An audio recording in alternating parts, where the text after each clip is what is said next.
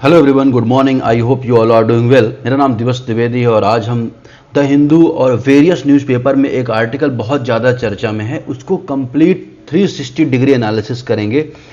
Various constitutional aspect हो, political aspects हो, geographical aspects हो, सोशल एस्पेक्ट्स हो, मेंस प्रीलिम्स, हर एक एंगल समझेंगे। और ये मुद्दा क्या है? मुद्दा है जेनजीज का और इंडियन पॉलिटिकल चेंजेस का। इसको आर्टिकल का नाम दिया गया है, अगर आप देखेंगे द हिंदू में, कि Gen Zs and new features of Indian politics. The Hindu में न्यूज़पेपर कवर हो रहा था, द हिंदू के अलावा अल जजीरा, वेरियस, इंडियन एक्सप्रेस, हर जगह पे ये न्यूज़ थी कि किस तरह से जेनजी भारत की पॉलिटिक्स में इंपॉर्टेंट है, क्या चेंजेज लेके आ रहे हैं, क्या चेंजेज ला सकते हैं, क्या संभावना है, क्यों सरकार इनको संबोधित कर रही है, क्यों सरकार इनके बिना आगे नहीं बढ़ पाएगी, क्यों सरकार के लिए बड़ा खतरा भी बन सकते हैं। हर चीज़ यहाँ पे एस्पेक्ट्स को हम यहाँ पे देखेंगे। जैसे यहाँ पे पहले तो हम यहाँ पे देखेंगे कि आखिर जेनजी होते क्या हैं, जेनजी की जो डेफिनेशन है वो देखेंगे। फिर इसके बाद यहाँ पे देखेंगे कि आखिर क्यों ये इम्पोर्टेंट बन गए कॉन्स्टिट्यूंसीज के लिए इंडिया में। साथ ये भी देखेंगे कि what are the emerging features Gen Z politics, Gen Z for जो पॉलिटिक्स, उसके फीचर्स क्या क्या हैं, किस तरह से काम ये कर रहा है। व्हाट आर द डिफ़िकल्टीज जो ट्रेडिशनल पॉलिटिक्स भारत में चली आ रही है, जिसमें अगर हम देखेंगे अब तक भारत में कैसी पॉलिटिक्स थी, ट्रेडिशनल पॉलिटिक्स थी, लेकिन अभी इशू बेस्ड पॉलिटिक्स हो गई, नैरेटिव बेस्ड पॉलिटिक्स हो गई। यहाँ पे अगर आप देखेंगे सोशल मीडिया बेस्ड पॉलिटिक्स हो गई। तो वो जो चेंजेज हो रहा है उससे क्या डिफ़िकल्टीज आ रही हैं।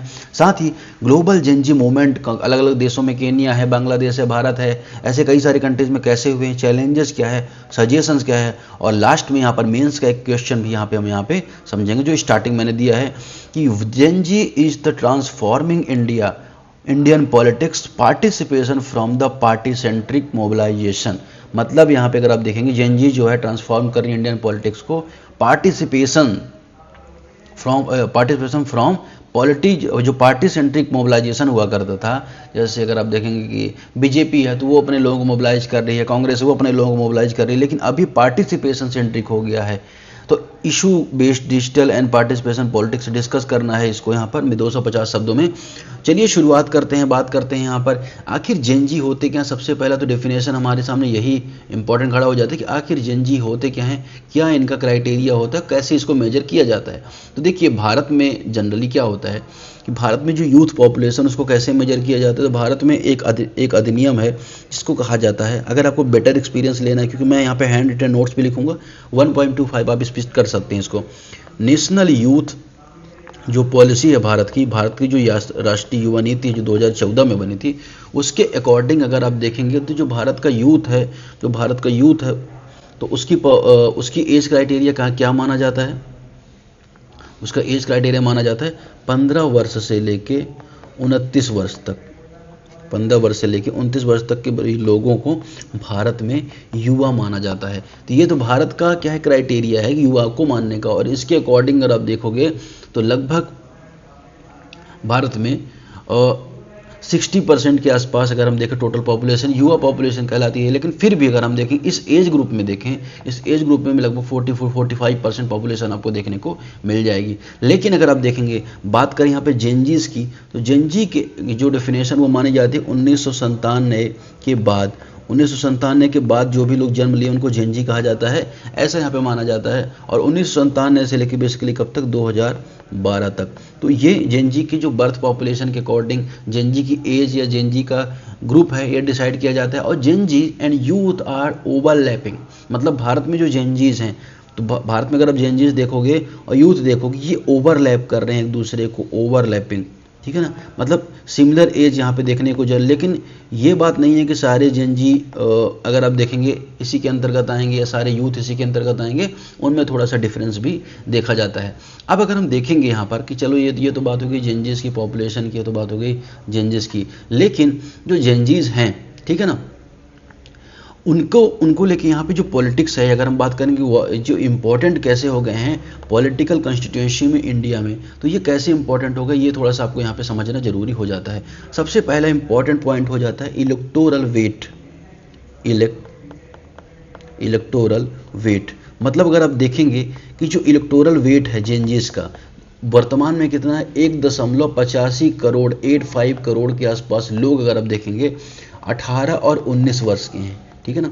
18-19 वर्ष के लोग भारत में लगभग 185 मतलब 1,85,00,000 के आसपास हैं। लेकिन अगर हम देखेंगे कि जो 20 से लेके 29 ईयर तक की जो पॉपुलेशन है उसमें अगर आप देखेंगे तो ओवरऑल आपको जनसंख्या मिलेगी 19.75 करोड़ के आसपास। तो जाहिर सी बात है इतनी बड़ी जनसंख्या अगर हम देखेंगे यूथ पॉपुलेशन में आपको देखने को मिलेगी, जनजी पॉपुलेशन में, तो इट्स वेरी ऑब्वियस कि यहाँ पे वो जो पॉलिटिकल सिनेरियो है उसके लिए इम्पोर्टेंट हो जाएंगे और ये बुरी तरह से इम्पैक्ट भी कर सकते हैं किसी पॉलिटिकल पार्टी को। तो पहला इलेक्टोरल एक्सपेंशन हो गया, ठीक है ना। दूसरा है यहाँ पे एक्सपेंशन ऑफ एजुकेशन, क्या एक्सपेंशन ऑफ एजुकेशन। अब अगर आप देखोगे तो भारत में जो हायर एजुकेशन है वो बहुत ज़्यादा बढ़ गया है। अगर आप देखें वर्तमान में भारत में 4.5 करोड़ के आसपास इनरोलमेंट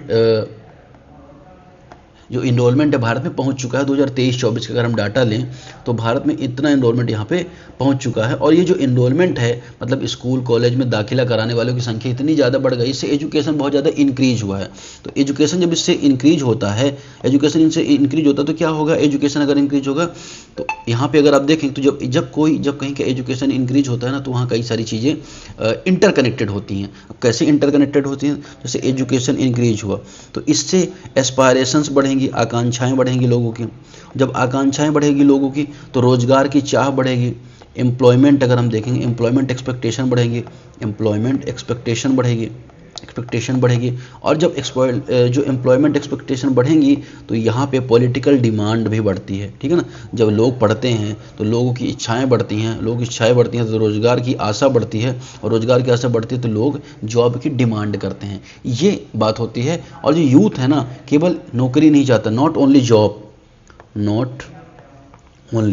जॉब, ये और भी बहुत चाहते हैं। ये क्या चाहते हैं, also want merit based selection होना चाहिए, ये भी चाहते हैं। ये फेयर कंपटीशन की बात करते हैं, भाई फेयर कंपटीशन होना चाहिए, ना कि कहीं पे नकल हो जाए, कहीं पे कुछ ऐसी चीज़ें हो जाए। तो ये फेयर कंपटीशन की बात करते हैं। ये बात करते हैं ट्रांसपेरेंसी की बात करते हैं कि जो भी एग्जाम वगैरह हो रहे हैं वो ट्रांसपेरेंसी होनी चाहिए उनमें।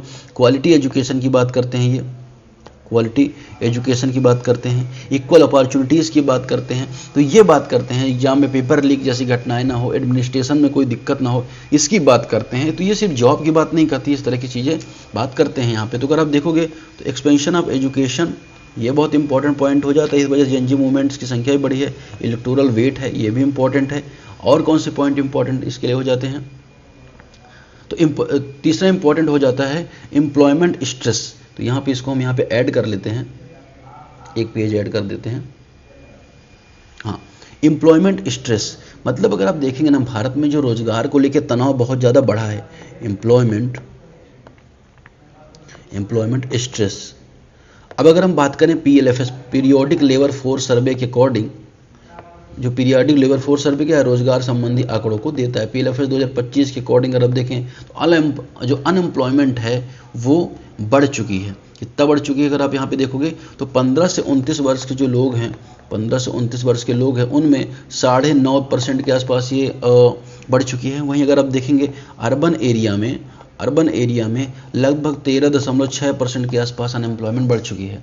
अब अगर आप देखेंगे ना तो युवा पढ़ तो लिया है, कॉलेज कर लिया है, लेकिन अनएम्प्लॉयमेंट बहुत ज़्यादा बढ़ गई, इसलिए जो एम्प्लॉयमेंट का जो स्ट्रेस है वो बहुत ज़्यादा बढ़ जाता है। इसके अलावा और क्या इशू है, स्किल गैप बहुत ज़्यादा है, देखने को मिलेगा आपको स्किल गैप यहाँ पे देखने को मिलेगा कि युवा पढ़ तो लिया है, युवा ने कॉलेज तो कर लिया है, लेकिन 2025 के में अगर हम देखें स्किल की रिपोर्ट के अकॉर्डिंग तो लगभग 5% जो यूथ है उनको ट्रेनिंग ही नहीं, केवल 5% यूथ को ट्रेनिंग यहाँ पे मिल पा रही है, 5% यूथ को यहाँ पे ट्रेनिंग मिल पा रही है। तो ये इंपॉर्टेंट टॉपिक हो जाता है। साथ ही अगर हम यहाँ पे देखेंगे तो एजुकेशन तो मिल रहा है, यहाँ पे एजुकेशन लोगों को मिल रहा है, लेकिन रोजगार नहीं मिला, एम्प्लॉयबिलिटी नहीं मिल रही है। तो ये बहुत बड़ा इशू है।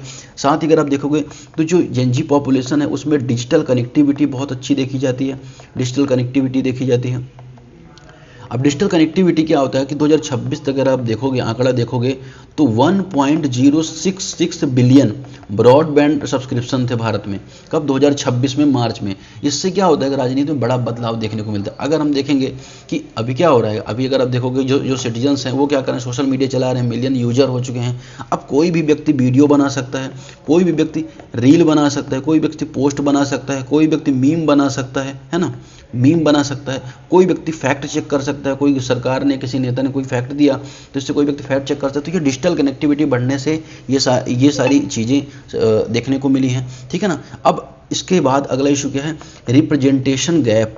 और ये रिप्रेजेंटेशन गैप क्यों है? क्योंकि कोई भी नेता ऐसा सामने निकल के नहीं आ रहा है जो रिप्रेजेंटेशन की बात कर रहा है जेंजिस की। कुछ टाइम पहले अगर हम देखेंगे तो राघव चड्ढा का देखने को मिला था कि वो क्या कर रहा है कि जो जेंजी की पॉपुलेशन है उसको लीड कर रहा है। लेकिन बाद में क्या हुआ कि जब वो किसी पार्टी में शामिल हो गए तो लोगों का विरोध और देखने को, बेसिकली बीजेपी में शामिल होने के बाद उसका विरोध देखने को मिला। तो 18th अगर हम देखें लोकसभा में, 18th लोकसभा में अगर आप देखोगे तो एमपी जो हैं, एमपीज़ की एवरेज एज 56 साल थी। अब अगर आप देखो एवरेज एज 56 साल है, और भारत में यूथ की 56 ईयर है, ठीक है ना। अब भारत में एवरेज यूथ ही 15 से 40 वर्ष है, तो ये कैसे यहाँ पे मतलब वो कैटर कर पाएंगे जो जेनजीज हैं उनकी डिमांड। तो ये सारी चीज़ यहाँ पे आपको देखने को मिलेगी। अब बात आती है कि भाई जो इमर्जिंग फीचर्स क्या क्या हैं जेनजी की पॉलिटिक्स की, कि आखिर कौन कौन सी नई विशेषताएं निकल के सामने है जेनजी पॉलिटिक्स में। तो सबसे पहले important feature issue centric politics, issues centric politics. अब ये इशू सेंट्रिक पॉलिटिक्स क्या होता है कि जनरली पहले क्या हुआ था, पहले पार्टी का विरोध होता था, पहले किसी टॉपिक, पहले मुद्दे का विरोध नहीं होता। लेकिन वर्तमान में अगर आप देखोगे एग्जाम में जो लीक हो रही है उसको लेके विरोध हो रहा है, जो अनएम्प्लॉयमेंट है उसको लेके विरोध हो रहा है, जो यहाँ पे करप्शन देखने को मिल रहा है, करप्शन को लेके विरोध हो रहा है, क्लाइमेट चेंज को लेके इशू बनाया जा रहा है। तो अब क्या हो रहा है कि जो भी इशूज हैं, इशू सेंट्रिक पॉलिटिक्स हो रही है, जेंडर इशू को लेके जो पॉलिटिक्स हो रही है, ठीक है ना, जेंडर इशू को लेकर जो पॉलिटिक्स हो रही है, ठीक है ना। तो ये पब्लिक मतलब पार्टी सेंट्रिक से इशू सेंट्रिक पॉलिटिक्स बन गई है। तो यहाँ पे आपको पता होना चाहिए कि जो पार्टी सेंट्रिक है, यही हमारा मेंस का क्वेश्चन है कि जो पार्टी सेंट्रिक है उससे इशू सेंट्रिक पॉलिटिक्स हमारी बन गई है। तो ये बहुत इंपॉर्टेंट पॉइंट है, हमें समझना है, खासतौर पे जो भी ये चीज़ें यहाँ पे देखने को मिल रही हैं। तो ये बहुत बड़ा की इशू है जो हमने यहाँ पर देखा। साथ ही अगर आप देखोगे नेक्स्ट क्या है, अगर हम देखेंगे fusion of online and offline politics, fusion of online and offline politics, ठीक है। अब अगर हम बात करेंगे जो ट्रेडिशनल कम्युनिकेशन हुआ करता था, तो क्या करते थे, जो लीडर्स हुआ करते थे वो पीपल्स को संबोधित करते थे, है ना, लोग सुना करते थे। लेकिन अभी क्या हो रहा है, ठीक है ना, अभी क्या हो रहा है कि जैसे मान चलो किसी लीडर ने कुछ बोला, है ना, तो यहाँ पे लोगों ने रिस्पॉन्ड करना शुरू किया, लोगों ने फैक्ट चेक करना शुरू किया, फैक्ट चेक कर रहे हैं, लोग क्रिटिसाइज कर रहे हैं। अगर कोई व्यक्ति गलत बोल रहा है तो लोग उसे क्रिटिसाइज कर रहे हैं। तो इससे क्या हो रहा है, इससे नरेटिव डेवलपमेंट हो रहा है, और ये बहुत ज़्यादा इंपॉर्टेंट यहाँ पे आपको देखने को मिलेगा, खासतौर पे पार्टिसिपेटरी पॉलिटिक्स कम्युनिकेशन के एंगल में आपको यहाँ पे देखने को मिलेगा। जो फ्यूजन है किसका, ऑनलाइन एंड ऑफलाइन पॉलिटिक्स का, ये इंपॉर्टेंट है, यहाँ पे आपको देखना समझना जरूरी है। अब जेनजी जो पॉलिटिकल लीडर में ऑथेंटिसिटी चाहता है, मतलब अगर आप देखें सबसे एक और बड़ी प्रॉब्लम है लेजिटिमेसी क्या प्रॉब्लम है कि जो जेनजी है वो क्या चाहता है, एक्सेसिबल होना चाहिए, उसका नेता पहुंच पर होना चाहिए। ये नहीं कि नेता बैठा है संसद में, कभी दिख नहीं रहा, 4 गाड़ियां लेके आगे निकल गया, मिला ही नहीं। लीडर रिस्पॉन्सिबल होना चाहिए, वो जेनजीज की मांग है, रिस्पॉन्सिव होना चाहिए। लीडर ट्रांसपेरेंट होना चाहिए, लीडर रिलेटेबल होना चाहिए। तो ये बेसिकली जेनजीज की डिमांड है, और इस अकॉर्डिंग वो यूथ लैंग्वेज को समझना, जो भले इस्तेमाल तो कर रहा है कि चलो इस्तेमाल कर रहा है कि फोमो वायरल ये सब क्या इस्तेमाल करता है वर्ड, लेकिन अगर आप देखोगे कि रियल बेसिस पर वो क्या इश्यूज़ को सॉल्व कर रहा है, क्या वो मुद्दे उठा रहा है, ये बहुत ज़्यादा इंपॉर्टेंट आपको यहाँ पे देखना समझना बहुत ज़रूरी हो गया, ठीक है। अब सिर्फ ऐसा नहीं कि सिर्फ हैशटैग और ये सब चला दिया या रील बना दी, वीडियो बना दी, इससे बस से काम नहीं होगा। लेजिटिमेसी दिखानी पड़ेगी, हमको रिप्लाई भी करना पड़ेगा। सिर्फ आपके लाइक करने से कुछ नहीं हो जाएगा, कमेंट लाइक करने से कुछ नहीं हो जाएगा, रिप्लाई भी करना पड़ेगा। कहने का मतलब इंगेजमेंट बढ़ाने की बात यहाँ पे हो रही है, ठीक है। अब अगर हम बात बात करेंगे कि what are the difficulties for traditional politics. आप ट्रेडिशनल पॉलिटिक्स को क्या समस्याएं आ रही हैं, खास तौर पर अगर हम देखेंगे कि अभी तक क्या होता था कि अभी तक जो पॉलिटिक्स हुआ करती थी वो कैसी होती थी, वो सेंट्रलाइज होती थी, ठीक है ना। अब वो नहीं रही, अब ये पॉलिटिक्स हॉरिजॉन्टल हो जाएगी, अब ये पॉलिटिक्स नेटवर्केड हो जाएगी, इमीडिएट फीडबैक की आवश्यकता होगी, क्विक हो जाएगी, क्विक। तो ये अभी चेंजेज आपको देखने को मिलेगा, सेंट्रलाइज से ये हॉरिजॉन्टल, नेटवर्केड और क्विक ये पॉलिटिक्स होने वाली है। ये क्या है, ट्रेडिशनल पॉलिटिक्स के लिए समस्या देखने को मिल रही है, ठीक है ना। अब दूसरा इंपॉर्टेंट पॉइंट क्या है, यूथ पावर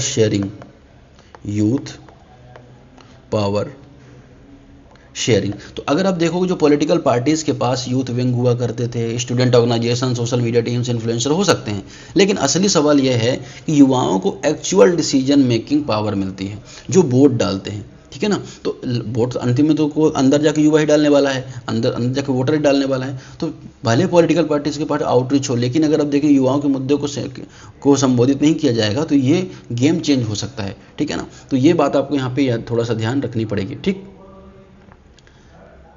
अगला इंपॉर्टेंट पॉइंट आता है aspirations versus economical security.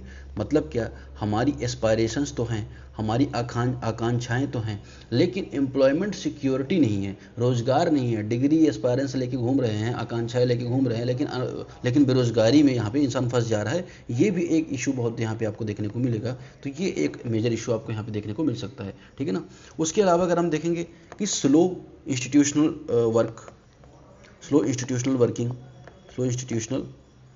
Working, कोई भी डिसीजन लेना हो रहा है यहाँ पे अगर आप देखेंगे कई दिन लग जा रहे हैं, कई महीने लग जा रहे हैं। इससे क्या हो रहा है कि लोगों में प्रतिक्रिया बहुत ज़्यादा और आक्रोश बढ़ रहा है।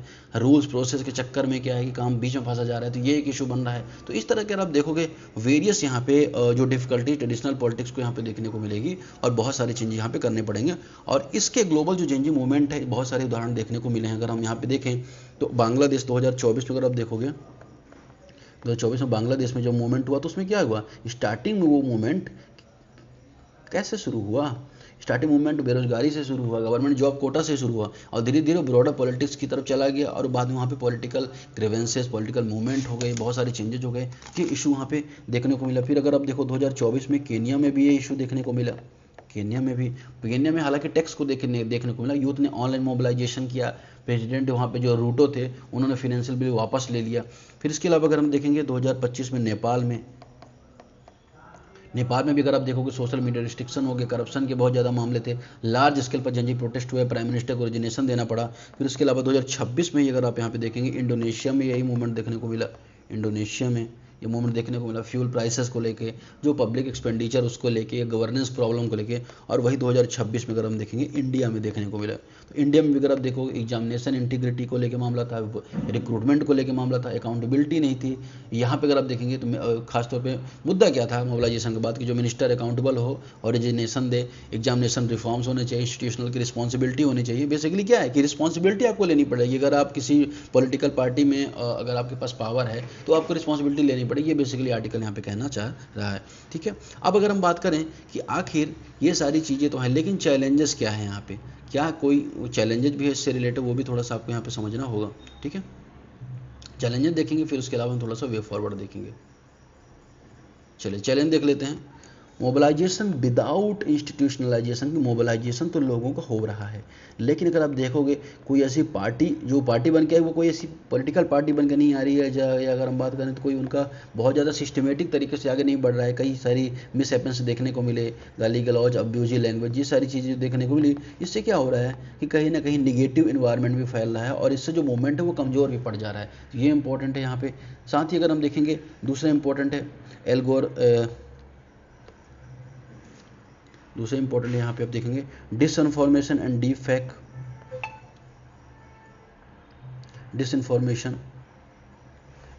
फेक अब इससे एक चीज़ और देखने को मिलेगी, अगर आप देखेंगे बहुत सारे फेक वीडियोस निकल के सामने आए, एआई बेस्ड वीडियो निकल के सामने आए, जिससे पुलिस के खिलाफ भी नैरेटिव बनता है और जो प्रोटेस्टर्स हैं उनके खिलाफ भी नैरेटिव बनता है। ये एक समस्या देखने को सामने आ रही है। इसके अलावा अगर हम यहाँ पे देखें शॉर्ट अटेंशन साइकिल, मतलब क्या, ये जो मूवमेंट है एक कम टाइम तक चला, अभी बाद में और मुद्दों को लेकर रुक जा रहा है। जैसे अगर हम देखेंगे तो मुद्दे तो और भी हैं, लेकिन यहाँ पे जब एक मूवमेंट चला एग्जाम वाला, फिर उसके बाद रुक गया, अभी कोई वो मुद्दा नहीं चला है, ये चीज़ देखने को मिल रही है। फिर अगर हम देखेंगे तो पॉसिबल वायलेंस यहाँ पे देखने को मिल रहा है, पॉसिबल वायलेंस देखने को मिल रहा है, कई लोगों को पीटा गया, युवाओं को पीटा गया, हालांकि पुलिस के खिलाफ भी बहुत सारी वायलेंस देखने को मिला। तो अगर आप देखेंगे तो अलग अलग तरह का जो वायलेंस है इस पूरे एस्पेक्ट्स में देखने को मिला, ये बहुत बड़ी समस्या यहाँ पे देखने को मिली है। ठीक है, तो इस तरह का आप देखेंगे ये सारी चीज़ें हैं। अब नीड क्या है, वे फॉरवर्ड क्या है, ये कंक्लूजन क्या है, अगर हम बात करें तो बात है रिप्रेजेंटेटिव डेमोक्रेसी की। जो भी हमारे डेमोक्रेसी में व्यक्ति हैं उनको क्या करना पड़ेगा, उनको अकाउंटेबिलिटी लेनी पड़ेगी, मतलब हमको अकाउंटेबल होना पड़ेगा। हमारी सरकार के द्वारा कोई भी गड़बड़ी हो रही है, हमें लोगों की आवाज़ को सुनना पड़ेगा, हमें लोगों को संबोधित करने पड़ेगा उनकी आवाज़ में। हमें इंस्टीट्यूट्स क्या करना पड़ेगा, स्ट्रॉन्ग करना पड़ेगा, इंस्टीट्यूशंस को स्ट्रॉन्ग करना पड़ेगा।